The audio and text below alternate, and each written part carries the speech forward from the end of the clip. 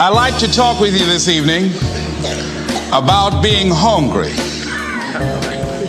One of the things I have realized, and many of us have, that if you want something out of life, if you want to change yourself, if you want to acquire something, if there's some goal that you want to reach, that is really not easy as some people will make us feel. That living your dream, changing your behaviors, overcoming negative habits, it's challenging. It's hard. Always something. You will never ever have a problem-free moment in life.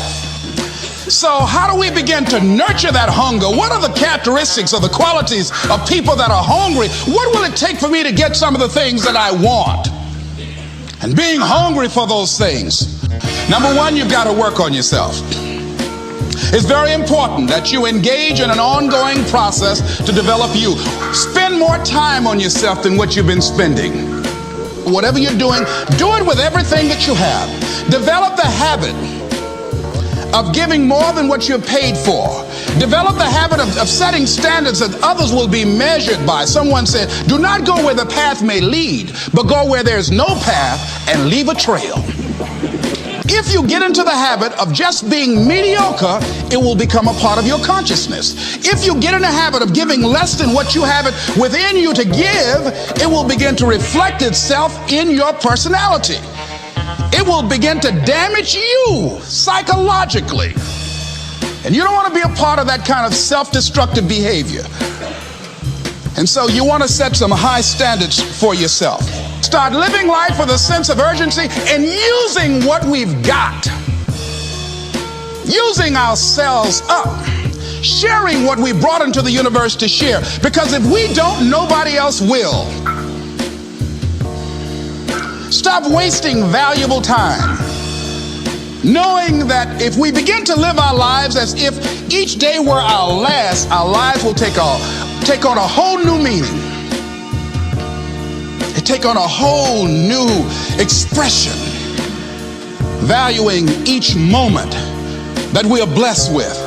Many of us never realize our greatness because we become sidetracked by secondary activity. We spread ourselves too thin, don't know how to say no.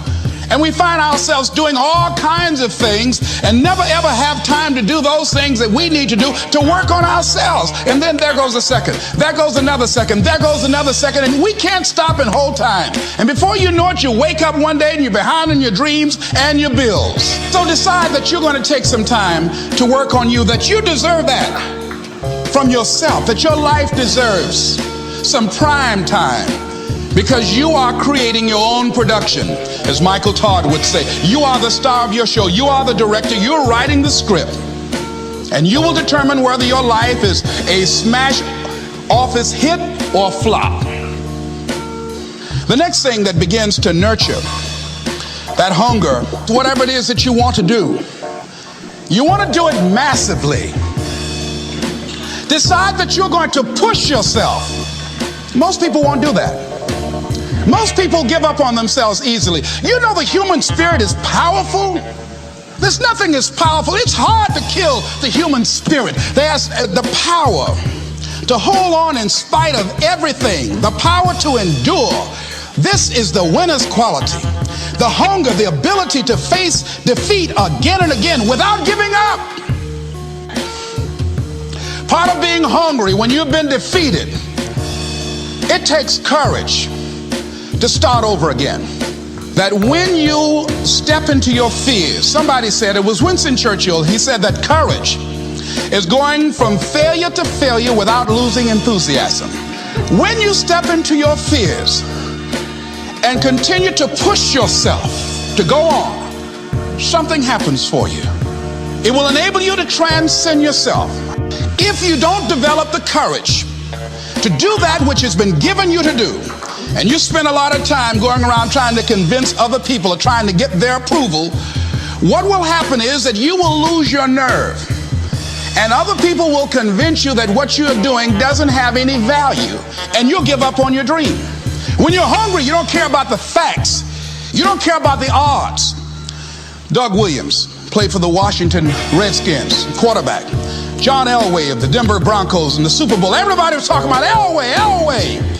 After the Super Bowl, when Doug Williams made a historic passing game, they asked him, said, how were you able, in spite of all of the negative publicity saying that you couldn't win, how did you do it? He said, I ignored my critics. I just didn't pay any attention to them. I ignored myself because they kept on saying it so much. There were times I doubted whether or not I can do what I needed to do. There's a Doug Williams in everybody here. There's greatness in you. And you've got to learn how to tune out the critics outside and the critic inside. And since I'm going to do this, I'm going to harness my will. And I'm not going to let anything stop me. I deserve this. I'm going to do it until. If you want something, you have got to be relentless. When crises strike in your life, and in the Chinese language, crises mean danger, but it also means opportunity. And this is an opportunity for you to grow. And you've got to be so relentless, regardless of what comes down the pike, that you're always looking for a way to get over, always looking for a way that you can break through, always looking for a way that you can win, always looking for a way that you can strike a telling blow. You got to be the kind of person that you are fearless. You are unstoppable.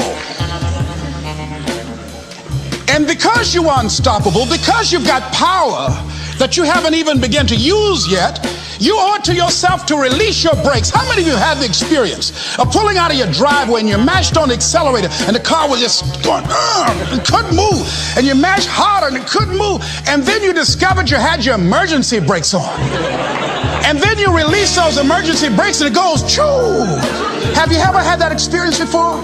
Most of us go through life with our brakes on, holding back, not giving all that we have, not sharing all of ourselves.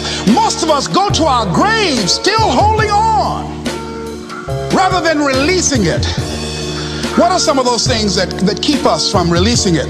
Because of past experiences, past defeats, past pain. We look back, well, it didn't work out then. It probably won't work out now. See, the last chapter to your life has not been written yet, and it doesn't matter about what happened yesterday. It doesn't matter about the things that you've done that you feel guilty about. If you wouldn't do it today, you're convicting an innocent person. You've been reborn to a new state of consciousness. And as they say, if we knew better, we would do better. And so you begin to decide, I'm not going to be denied. You want to be persistent about what it is that you want to achieve. Alexander Graham Bell said, what this power is, I cannot say. All I know is that it exists, and it becomes available only when a man or a woman is in that state of mind in which he or she knows exactly what he or she wants and is fully determined not to quit until they find it. Don't get caught up in, well, I've tried it 4 or 5 times and things didn't work out. If there's something that you want and you're hungry for it, you've got to do whatever is necessary until. And when you give the best you can and that's not enough, you must do what is required. And don't give up on yourself. Don't throw the towel in so quickly. Many people give up on the